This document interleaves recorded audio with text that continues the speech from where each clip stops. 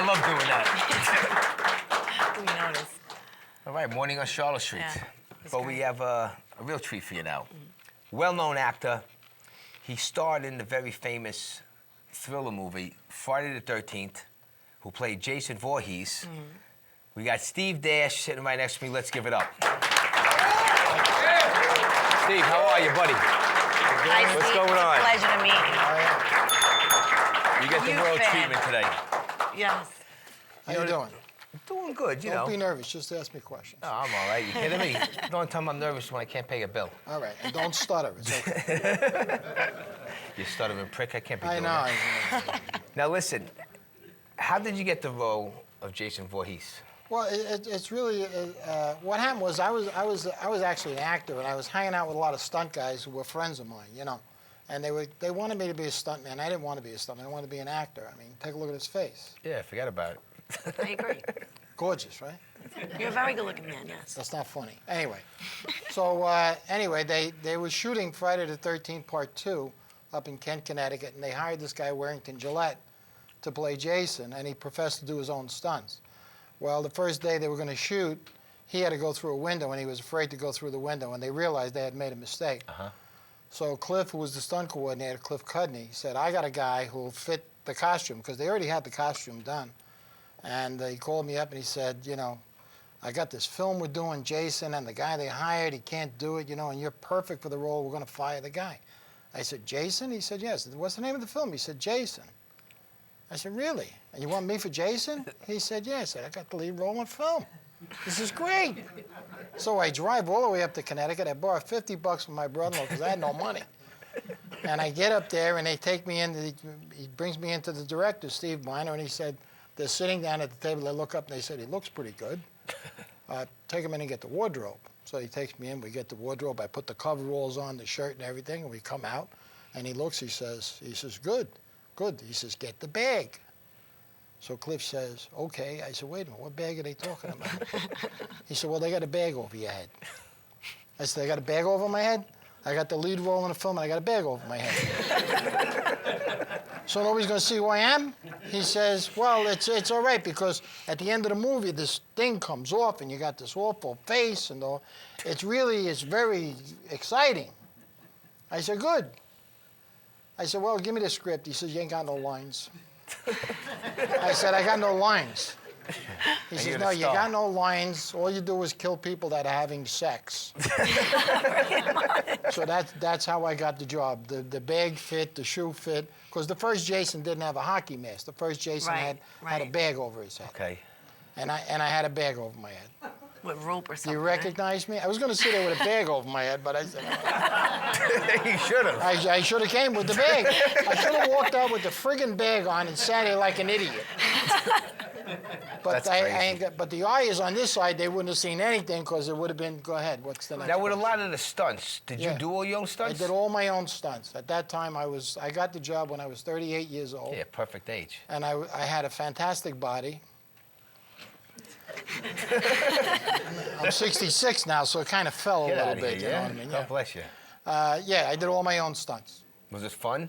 It was great, especially when I got paid. Yeah, of course. Oh, absolutely. That was the best part, Fridays, when I got paid. And I got hurt on the film. I actually, there's a scene in the film. How many people have seen Friday the 13th Part 2?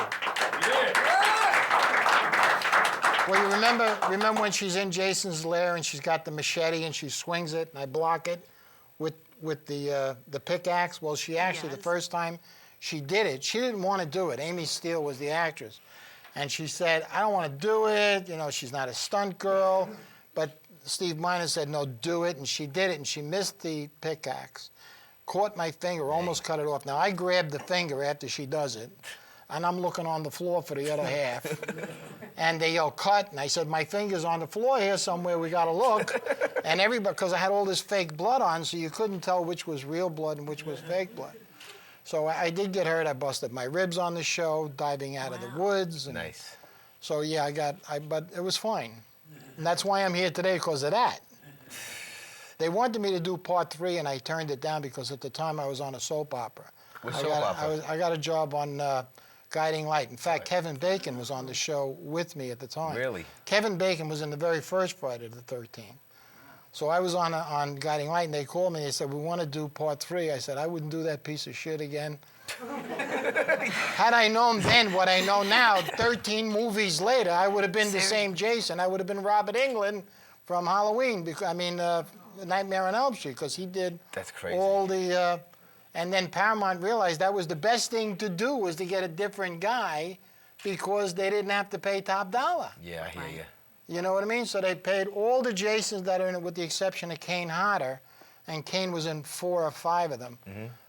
They all made no money. You know, it was, I did fine. I still get residuals. I get paid every time it's shown, 34 cents.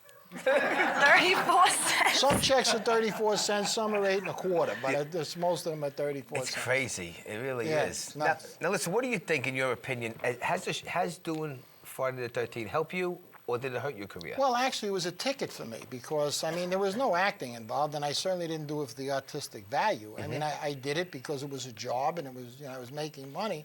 But being Jason and I have to say it, I'm a horror icon. I mean, there's only about 12 guys that can say they were Jason in the whole world, and it's opened a lot of doors for me. I met an awful lot of people, and in fact, Frank Callow, who's in the room, Frank and I have become very good friends, and I met Frank because I was Jason in Friday the 13th.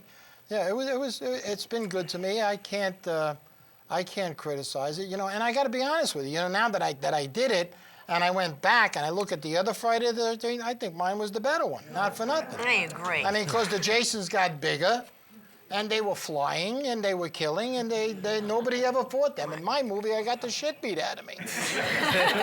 I got hit with a hatchet. I got friggin' hit with a chainsaw. I fell down a friggin' cliff. Real one, too. Not props. You know I what can't I'm saying? believe that. So now, but now, thank God, now with all the people that because I actually stopped acting about 10 years ago. When I got back into acting 2 years ago, firmly saying I was going to act, I'm not going to do stunts. And the acting job that I've been getting have been really opening a lot of doors for me. And a lot of people say, yeah, he's a pretty good actor, that guy.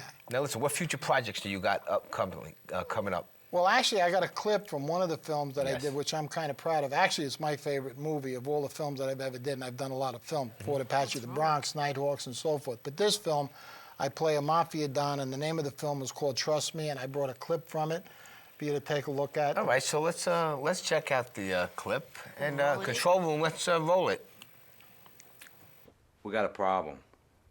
So what else is new? It's with the construction union. You gotta be kidding me. I thought you took care of that a long time ago. I did. But the Palmieri brothers got a letter from the city ordering all their construction contracts for the last 10 years. Well, why would they do that now? My guy downtown, he tells me that some guy that used to work for the Palmieri brothers gave them information that started the whole investigation because they fucked him out of his overtime pay. You believe that? This guy got a family. Nice. I tell you one thing, I know that voice. Yeah, that's my very good friend Rick Borgia, and next week Rick and I are shooting a film together called Gunner's Rift, in which I'm playing a police captain, and Rick has the lead in it. Rick is gave me great. a little part, he told me. He did? Yeah, fast part. I'm going to get arrested, he said. Well, I'm not going to arrest you. I'm a captain. That's right up my alley. That's great. But Rick was on the show about 8 months ago. Rick is a great guy, and he's a very, very fine actor. Rick. Very good. Really Nice good guy. actor. Give us another wild story from the set of the Friday the 13th. Well, I'll tell you a real quick story. At the end of the movie, when they put the machete in my shoulder and they kill me, and I'm laying there dead, I'm laying on the ground, and they take the mask off, and they see the hood. And Cliff's looking at me. So we had been to the hospital twice with my finger and the broken ribs. And I'm laying there, and I looked up at him, and I said, I got an idea. Oh, he says to me, you okay? I said, I got an idea. He says, what? I said, let's go to the hospital with the machete in my shoulder. He says, what a great idea. So we got in the car, we drove to this hospital, and I come walking through the door, and they're all looking at the machete, and I walk up to the desk, I says, you got anything for a headache? True story. Unbelievable. Listen, Steve, you got a good vibe. Thanks. I see nothing but good It's a things for pleasure you. to have you on. Best of luck. It was great. Let's give it up for Steve Dash.